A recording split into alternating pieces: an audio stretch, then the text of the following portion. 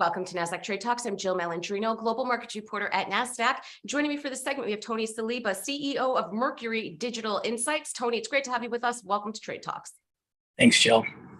And Tony, when looking at crypto investments, Mercury is not worried about pricing as much as the activity that you're seeing. What are you seeing with trading activity to make the case that we will see a bounce? And is this a near or more longer term call?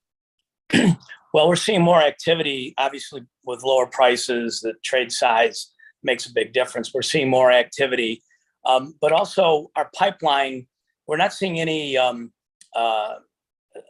delays or reticence from prospects and new clients going forward with their implementations.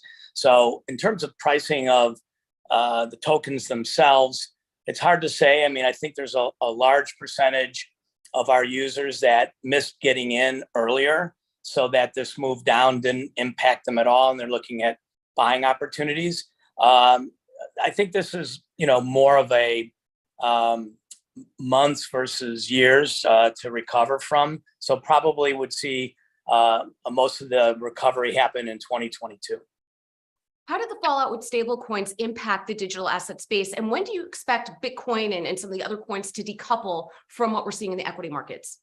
Well, so the incidents with Luna and some of the other stable coins was scary. Everybody was weighing in that weekend saying, are these big market makers at risk? And, there were rumors flying about certain companies taking big hits. We called around and talked to some of our trading partners and, counterparts. They're using derivatives. So a lot of them love the volatility. Speaking with, for instance, folks at Galaxy, they were long volatility. They were rumored to be taking a hit, and I talked to their head trader, and he said that they were doing really well with the down move.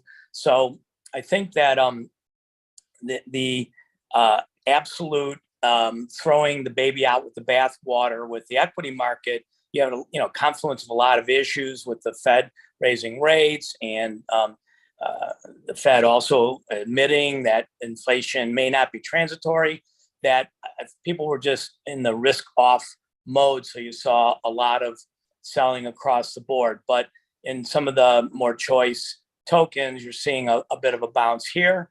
And I think the decoupling is kind of happening right now.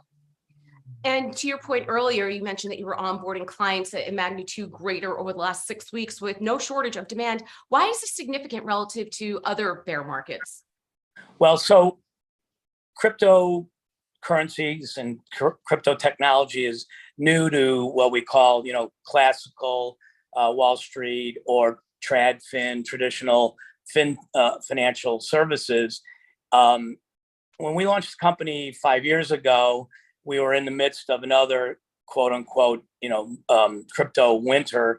And the response as we went around to all of our Wall Street clients from our previous business was, well, we have a committee working on that, and we're going to take those questions to the board. And nobody was really ready.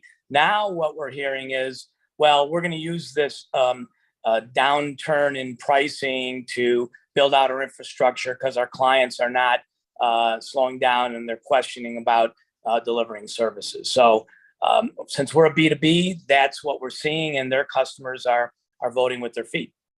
And finally, Anthony, Mercury is launching a new product called Apollo. Tell us about the platform and what differentiates it. Well, so Apollo is a full turnkey solution for platforms, businesses.